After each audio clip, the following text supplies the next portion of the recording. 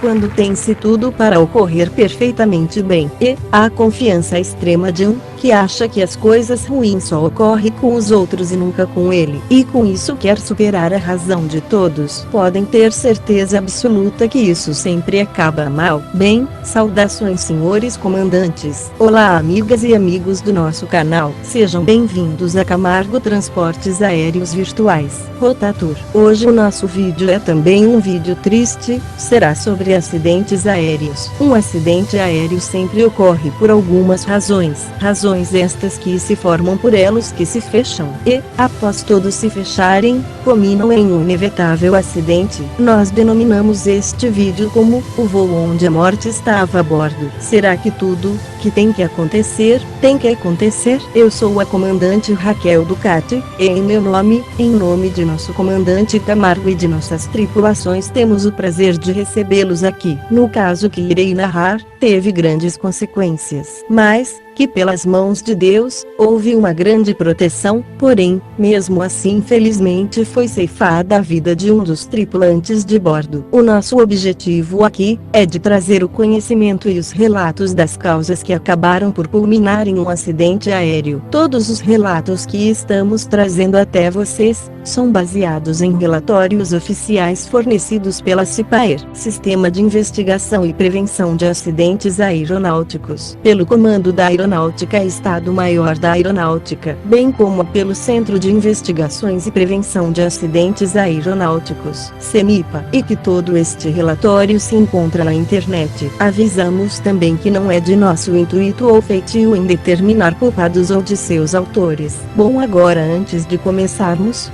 deixe seu like aí embaixo, ele ajuda-nos a crescer, e ao YouTube colocar mais vídeos nossos para vocês. E, se é sua primeira vez aqui no canal, se inscreva. É fácil, é só clicar aí no ícone do comandante aí embaixo e pronto. Então agora sentem-se aí na sua poltrona predileta, vamos começar.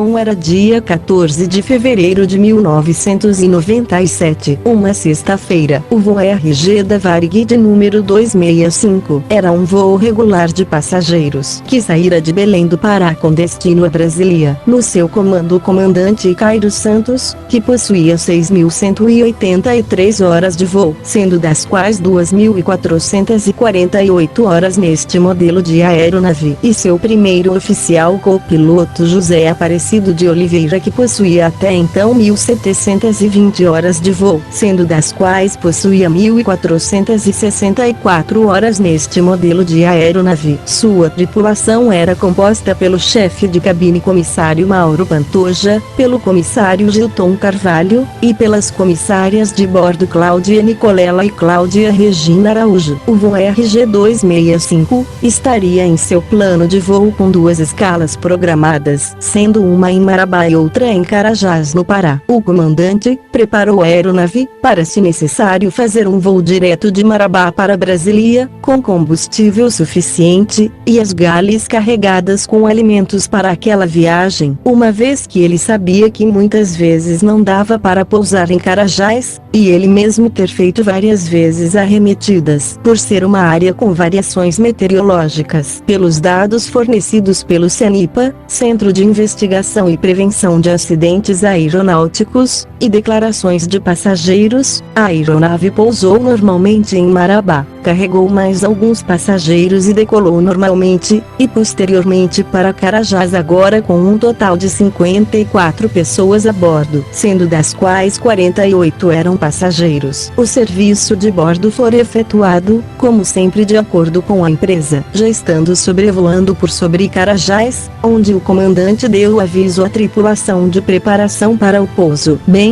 a tripulação da cabine realizou o procedimento de descida para o pouso naquela localidade. Porém, as condições meteorológicas já se encontravam abaixo dos mínimos estabelecidos na carta de aproximação por instrumentos do aeródromo. Condições estas que deveriam serem obedecidas conforme as normas de segurança dos manuais e fazerem a mudança de rota prosseguindo direto para Brasília. Mas, mesmo assim, o comandante quis fazer o pouso. O chefe de cabine, comissário Mauro Pantoja, comentou com o comissário Gilton Carvalho que estava muito estranha a descida para o pouso, ao qual o mesmo também concordou e disse: se o comandante achar que não vai dar, com certeza ele vai direto para Brasília. Assim, ambos ficando em suas posições para o pouso. Um dos passageiros comentou depois que reparou que, ao olhar pela janela, notou que a aeronave estava fora da direção da pista, muito à esquerda da mesma, sobrevoando sobre a mata local. Chovia muito naquela hora, e tinha trovões. O comandante, em uma curva mais acentuada, direcionou a aeronave para o centro da pista, mas estavam descendo muito rápido. Bem após o toque da aeronave no solo, pela pista de número 10, que foi realizado sob chuva moderada, e velocidade de aproximação acima da correta para pouso, houve um grande tranco e barulho, e com isso o colapso, ou melhor dizendo, houve o rompimento do trem de pouso principal direito, localizado sobre as asas devido ao choque violento sobre ele e o solo, fazendo a aeronave quicar. Com este colapso, foi arrancado o trem de pouso direito. Então a aeronave torna a encostar no solo novamente, vindo a derivar à direita, com isto saindo da pista e vindo a colidir com a vegetação amazônica. Esta vegetação existente fica a 70 metros na lateral direita da mesma pista. Com o impacto, parte da asa foi arrancada, junto com um dos motores. Já o outro motor apagou-se com a entrada de lama para dentro do mesmo. A aeronave adentrou aproximadamente 30 metros de mata, ficando sua cauda escondida, com parte de sua fuselagem no meio da vegetação densa. Segundo os relatos do comissário Gilton, quando ele passou primeiro até a porta dianteira direita, para tentar destravá-la, viu que a porta da cabine de comando fora quebrada, direita, e estava aberta, de onde dava para ver o comandante desacordado, o overhead dependurado, e o lado direito do avião, onde o copiloto estava, havia sido arrancado, ficando um buraco, com parte da vegetação local dentro. Viu o banco do copiloto, que estava caído com ele sobre o console dos rádios. A reação do mesmo foi chamar por ambos, mas não houve nenhuma resposta. Então comentou com o comissário Mauro: eu acho que ambos devem estar mortos. A reação de ambos foi tirar todo mundo. A evacuação dos passageiros e tripulantes acabou acontecendo pela porta principal dianteira da direita e pela saída de emergência localizada sobre a asa direita da aeronave. Isto porque uma vez que as portas da esquerda bem como saídas de emergência estavam obstruídas pela vegetação densa do local. Para a saída, o chefe de cabine conseguiu abrir uma fresta pela porta da direita, e por ele ser magro conseguiu passar pela fresta. Estando fora do avião, ele conseguiu tirar parte da vegetação. Já comissário Gilton, que estava dentro, forçou a porta e com a ajuda de Mauro conseguiram abrir metade da porta, e pela fresta mais larga agora, conseguiram descer os passageiros, no meio da lama do mangue formado. Então desceram os passageiros e as comissária, saindo todos dos destroços da aeronave, uma vez que com o cheiro e vazamento de combustível, havia grande chance de incêndio e explosão. Já em solo firme, e junto à equipe de socorrista, foi falado que a aeronave ainda permanecia com a parte elétrica ativada. Então viu-se que haveria necessidade de retornar na mesma e de tentar desenergizar. Apesar de seus motores um arrancado e o outro apagado, uma vez que o cheiro era muito forte de combustível devido ao rompimento do tanque, que poderia ainda causar uma grande explosão, pela produção de qualquer faísca elétrica. Como Gilton já tinha alguns conhecimentos de voo, devido a cursos, retornou junto com o chefe de cabine Mauro para o avião, entrando novamente na aeronave onde o piloto e copiloto ainda permaneciam, e, indo na cabine, desligaram a parte elétrica da mesma, com isto desenergizando e amenizando o perigo de explosão. Foi onde viu que o comandante deu sinais de vida, porém o copiloto permanecia desacordado, e ainda estava preso pelo cinto de segurança à sua poltrona, e caído sobre o console de rádio junto com a mesma. O comandante, por sua vez,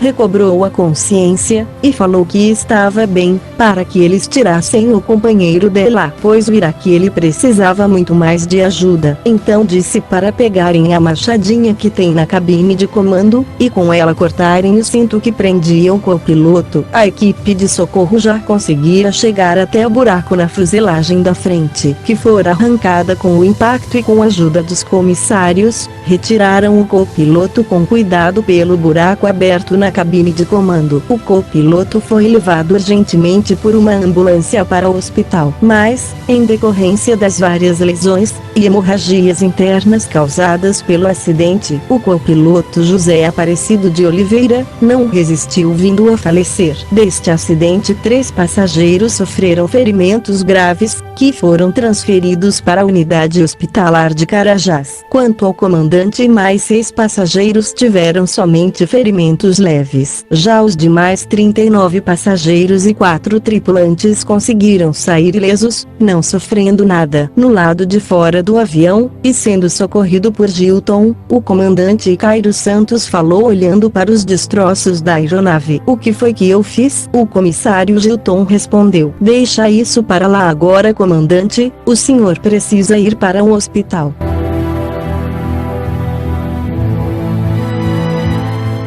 Na leitura, e interpretação e investigação dos fatos, o CENIPA, junto com a CIPAER, e o Ministério da Aeronáutica, chegaram à seguinte concordância dos relatos. Tal relatório se encontra no link aí na descrição do nosso vídeo, onde vocês poderão ler na íntegra tudo o que aconteceu. Saliento que ele está em arquivo PDF. Bom, vamos ao relatório. Nele consta o seguinte: a aeronave realizava um voo regular de passageiros Varig 265 procedente de Belém, Sierra Bravo Bravo Eco, para Brasília, Sierra Bravo Bravo Romeu, com escalas em Marabá, Sierra Bravo Mike Alpha e Carajás, Sierra Bravo Charlie e Juliette. A aeronave pousou normalmente em Marabá, decolando posteriormente para Carajás. Em Carajás, a tripulação realizou o procedimento de descida para o pouso naquela localidade. As condições meteorológicas já se encontravam abaixo dos mínimos estabelecidos na carta de aproximação por instrumentos do aeródromo. Após o toque da aeronave no solo, realizado sob chuva moderada, houve o colapso do trem de pouso principal direito. A aeronave derivou à direita, saiu da pista e colidiu com a vegetação existente na lateral direita da mesma. A evacuação dos passageiros e tripulantes ocorreu pela porta principal dianteira direita e pela saída de emergência localizada sobre a asa direita. O copiloto faleceu, 3 passageiros sofreram ferimentos graves, o comandante e 6 passageiros tiveram ferimentos leves e os demais passageiros e tripulantes saíram ilesos. A aeronave sofreu danos graves. Estes são os relatos sobre o histórico do acidente.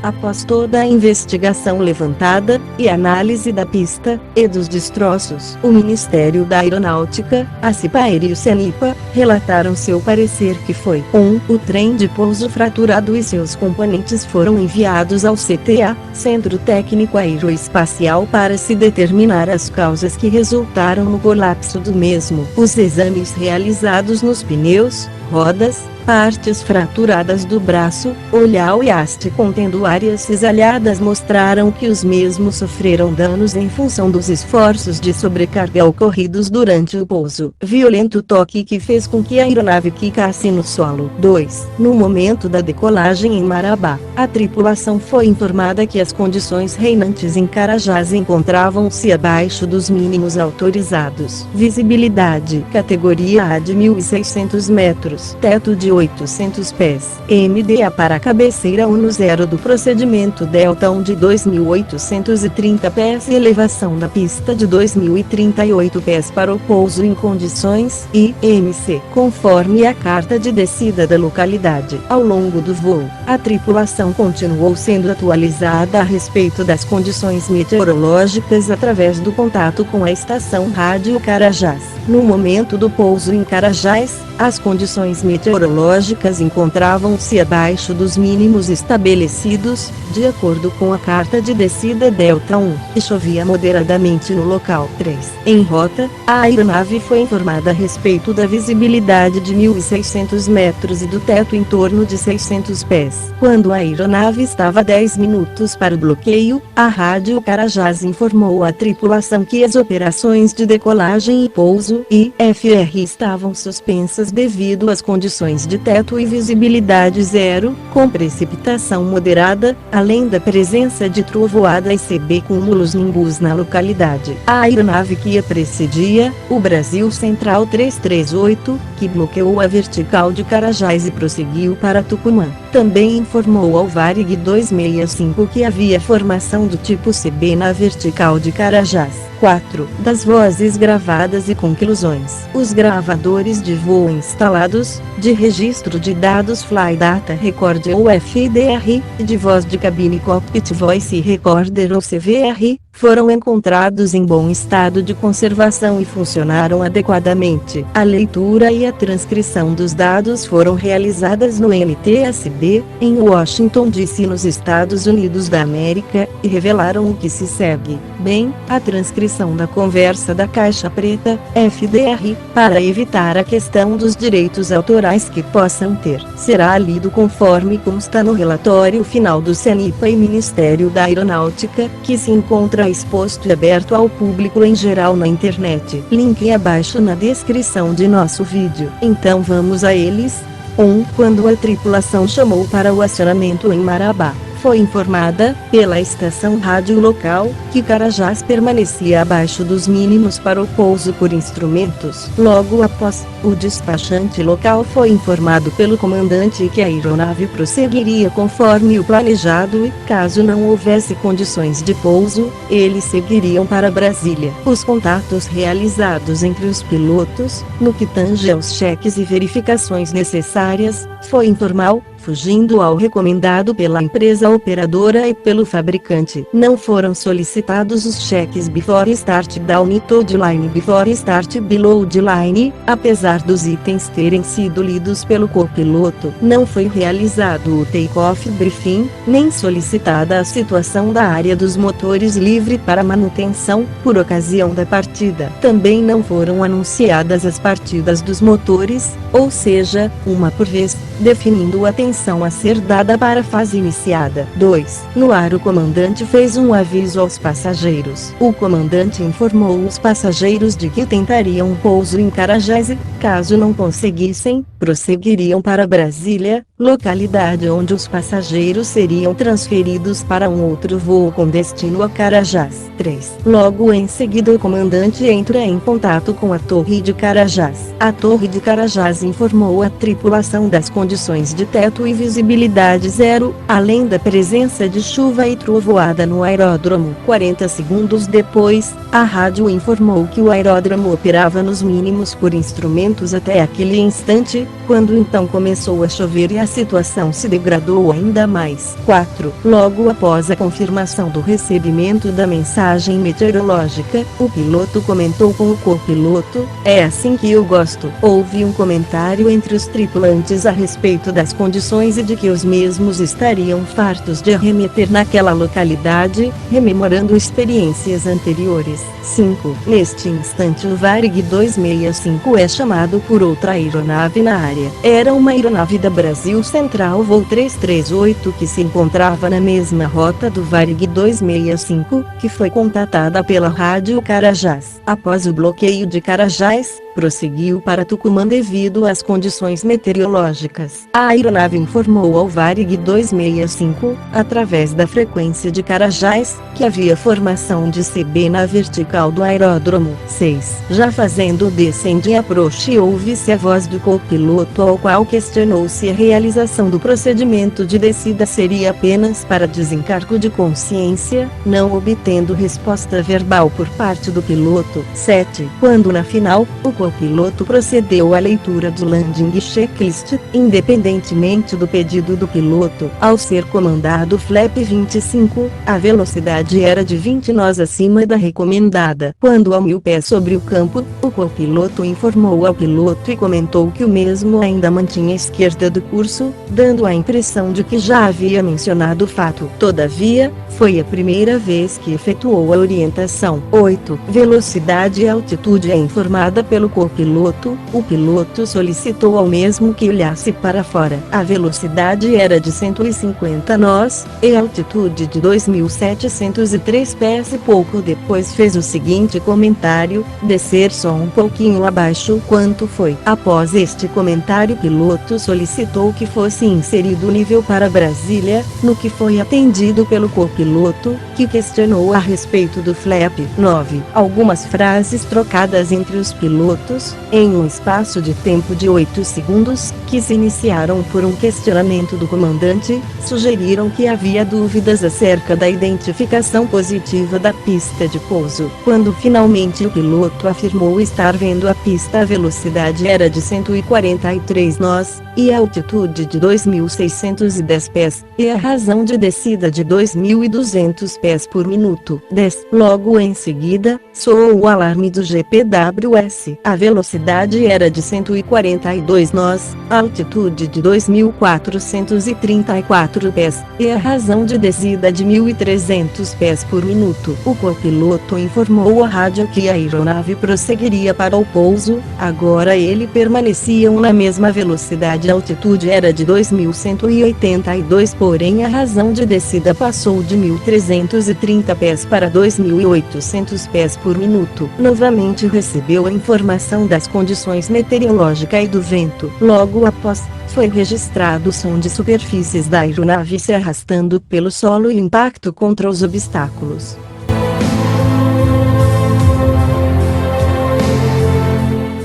Quanto às conclusões finais deste relatório, ficou registrado o seguinte: 1. Fator humano, fisiológico não contribuiu, psicológico contribuiu. As ações dos pilotos foram influenciadas por diversas variáveis psicológicas, que se tornaram relevantes na decisão de pousar em Carajás. 2. Fator material não contribuiu. 3. Fatores operacionais. Deficiente supervisão contribuiu. O fato de a coordenação da empresa ter recomendado a tentativa de pouso em condições abaixo dos limites permitidos interferiu e influenciou negativamente nas decisões do piloto. Deficiente coordenação de cabine contribuiu. A não utilização do piloto automático propiciou um aumento da carga de trabalho sobre o piloto, ocasionando um direcionamento de sua atenção para itens ou situações específicas e não para o gerenciamento da situação como um todo. Deficiente julgamento contribuiu. Deficiente aplicação de comandos contribuiu. Deficiente infraestrutura indeterminado. Condições meteorológicas adversas contribuíram. As condições reinantes no aeródromo estavam abaixo dos limites mínimos estabelecidos na carta de descida por instrumentos. Indisciplina de voo contribuiu. Outros aspectos operacionais indeterminado.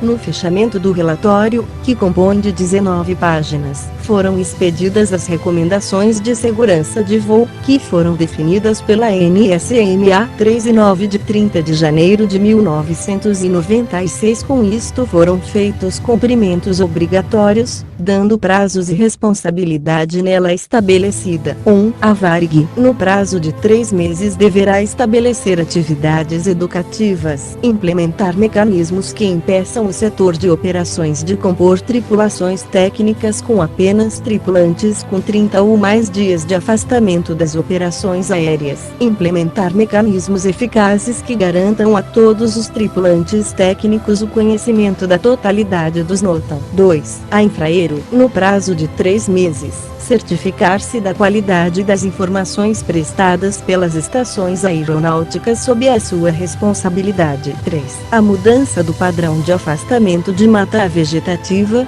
que estava fora dos padrões determinados pela Portaria 1141 de 8 de dezembro de 1987, que estavam a 70 metros da pista quando deveriam estar a 150 metros. Extensivas normas decretadas pelo Estado-Maior da Aeronáutica para que providencia-se a melhoria na segurança, quer nas aeronaves, nas tripulações e aeroportos. Vocês poderão ler no relatório final aí no link. Nisto tudo vale lembrar que sempre que ocorre um acidente, ele nunca é em vão, mesmo tendo baixas de vidas, pois ajudam a melhorar cada vez mais a segurança. Contudo, que ocorreu a Infraero por sua vez divulgou a seguinte nota sobre o acidente, abre aspas, Carajás 14 de fevereiro de 1997, informamos que às 11 horas e 34 minutos de hoje o voo da Varig 265, aeronave Boeing 737, prefixo Papapá Charlie Juliette Oscar, procedente de Belém, com destino a Brasília, na escala em Carajás, ao tocar no solo da pista de pouso, próximo à cabeceira número 10, saiu da pista, chocando-se com árvores na lateral direita. No acidente faleceu o copiloto José Aparecido e tendo 4 pessoas com ferimentos leves que foram socorridas imediatamente no hospital Yutaka Takeda. Demais passageiros e tripulação estão em boas condições de saúde já acomodados nos hospitais do núcleo urbano de Carajás. Todo o atendimento foi prestado pela Infraero e Companhia Vale do Rio Doce. O aeroporto foi interditado por aproximadamente 1 hora, já estando restabelecidas as operações de pouso e de decolagem. Fecham aspas. Bom pessoal, este foi o nosso assunto de hoje. Mas, antes de terminarmos, nós da Camargo Transportes Aéreos Virtuais, nos sensibilizamos com a perda da vida do primeiro oficial José Aparecido de Oliveira. A sua família e os nossos sinceros sentimentos. Apesar do tempo já passado, as lembranças e a dor ainda ficam nos corações das famílias. Agora deixem seu like aí embaixo, e se não for inscrito, se inscreva. Não Não esqueçam de acionar o sininho das notificações. Compartilhem nossos vídeos. E até um próximo vídeo. Bom voo, e até lá pessoal. Um beijo aqui da comandante Raquel. Tchau pessoal.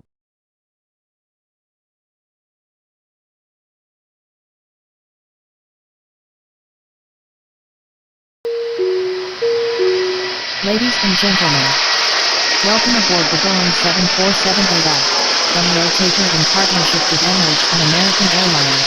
We welcome the flight of at 12 hours and 50 minutes to Miami.